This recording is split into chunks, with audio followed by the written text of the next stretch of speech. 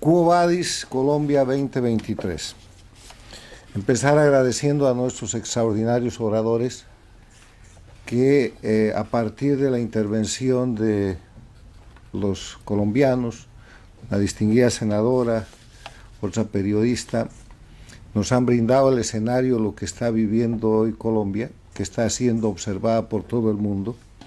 y que después, con la participación de un catedrático, profesor y político chileno, de un periodista peruano, de un académico y político mexicano y de un político venezolano, hemos tenido la oportunidad de recibir experiencia y visión respecto a lo que es la realidad de Colombia el día de hoy. Resumir estas extraordinarias participaciones con la descripción de la realidad objetiva que muestra hoy día Colombia. Tiene un presidente de minoría, porque Petro es un presidente de minoría.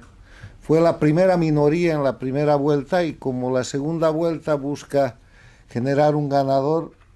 triunfó y es presidente. Pero como es un presidente de minoría, no tiene la posibilidad de influir directamente o de controlar el poder legislativo, pero es además un presidente de minoría en un país con instituciones, que tiene separación e independencia de poderes, que tiene un poder judicial confiable e independiente, que tiene instituciones económicas, que tiene política exterior, que tiene tratados internacionales, que tiene fuerzas armadas y de seguridad institucionalizadas, un país sólido que es Colombia. Entonces, un presidente de minoría que llega, segundo elemento, con una agenda no nacional, con una propuesta transnacional que aquí se ha llamado franquicia y que viene de la mano de lo que es el socialismo del siglo XXI o el castrochavismo, que ha aplicado esa agenda en Venezuela, convirtiéndola en dictadura y en crisis humanitaria, en Bolivia, convirtiéndola en dictadura, en Estado plurinacional y en narcoestado, en Nicaragua, convirtiéndola en dictadura y en crisis total,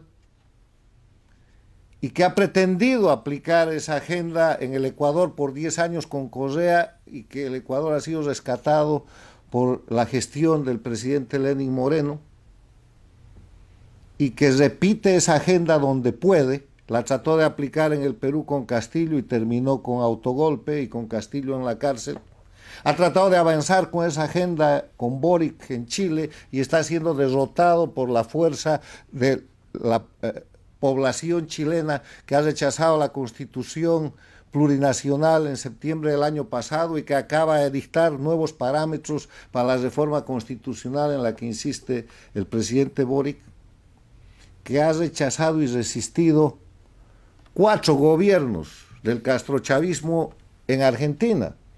3 de los Kirchner antes y ahora el gobierno de Fernández Kirchner, que no han podido romper la democracia argentina, han llevado a ese país a la miseria económica que vive hoy día y a una crisis extraordinaria, pero no han quebrado la democracia. O sea, están repitiendo en Colombia una agenda aplicada durante todo el siglo XXI en las Américas que solo ha generado miseria, desgracia, violación a los derechos humanos, instauración de narcoestados y un sistema de delincuencia organizada transnacional. O sea, lo que está pasando hoy día en Colombia no es nada nuevo. Pero como bajo ese viejo adagio de que nadie aprende de experiencia ajena,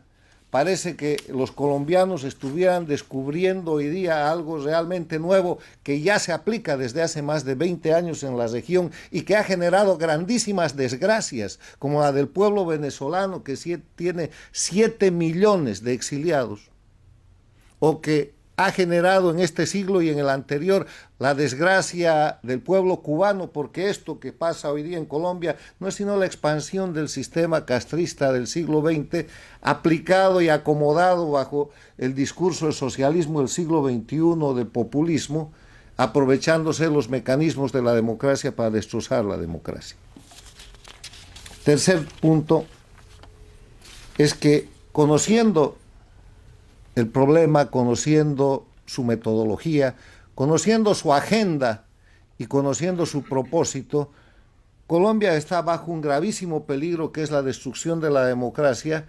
para volverla como Venezuela, como Bolivia, como Nicaragua, como Cuba. Y los colombianos tienen que empezar por reconocer eso.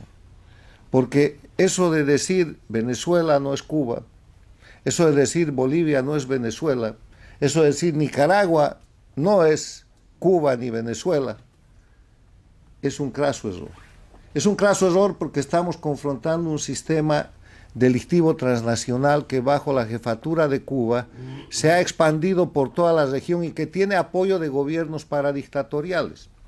Los gobiernos paradictatoriales los defino como aquellos gobiernos instalados en democracia, a través de mecanismos democráticos, pero con el soporte del socialismo del siglo XXI, económico, de publicidad, político, de soporte electoral, y que cuando toman el poder se ponen al servicio de las dictaduras. Y Colombia de Petro es hoy día un gobierno paradictatorial. Es un gobierno en el que Petro, el eterno candidato, ha sido financiado ¿por quién? ¿Por la guerrilla? No, por el castrochavismo. Por el dinero de Venezuela, por el dinero de Cuba, por el dinero de Bolivia. Cantidades de dinero inimaginables que nunca podrán ser explicadas y que llega a la presidencia y como primer acto proclama el fracaso de la lucha contra el narcotráfico y pide la legalización de la droga. No en un acto nacional ni auténtico, repitiendo lo que ya había proclamado Castro el siglo pasado, lo que repitió Chávez, lo que repitió Morales en las Naciones Unidas y lo que repiten todos los sostenedores del narcotráfico, porque como líderes de narcoestados lo que quieren es que el narcotráfico deje de ser delito para ser ellos ciudadanos honestos y normales. Petro ha ido más allá, ha dicho que la manera de bajar la criminalidad es quitar los tipos delictivos. Entonces, si algo no es delito, si matar no es delito, dejan de haber asesinos. O sea, si producir narcotráfico no es delito, entonces los narcotraficantes pasan a ser empresarios o tal vez gobernantes legítimos y así de una vez por todas lavan, por ejemplo, a Maduro en intentos fracasados que ha hecho el propio Petro y que acaba de fracasar en el Brasil con Lula. O sea, se conoce la agenda. Frente a esto, cuarto punto, reconocer que las amenazas son contra la vida, contra la libertad, contra los derechos humanos de los ciudadanos. Cuando nosotros hablamos y decimos la democracia está en riesgo, la institucionalidad está en peligro, hay que defender la patria, son conceptos idealizados, abstractos, pero lo que está en peligro es la vida de los colombianos, la libertad de los colombianos, la economía de los colombianos, la propiedad privada de los colombianos, la salud de los colombianos, la seguridad de los colombianos, el futuro de sus hijos y de su patria y de su vida misma. O sea, aquí esta es una amenaza real. Hace 20 años nadie podía imaginar que de Venezuela iban a salir 7 millones de personas y que iban a estar vagando por diferentes países, expulsados de un lado al otro en una situación de miseria, porque Venezuela era el país más rico de América Latina, el más estable y, como aquí se ha dicho, el centro de protección a la gente perseguida por las dictaduras. Era un centro de democracia regional.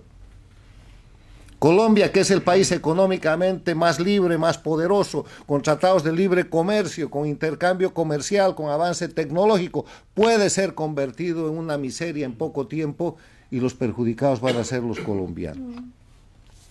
Para esto, algunas propuestas de solución, porque podríamos pasar demasiado tiempo en la descripción de males que se conocen, a los que me he referido simplemente con el propósito de que no se olviden. Saben, si todo el barrio o los alrededores de nuestra casa, que en este caso es Colombia, están sufriendo enfermedades, padecimientos y agresiones, no hay que esperar que eso suceda en la propia casa. ¿Qué sugerimos?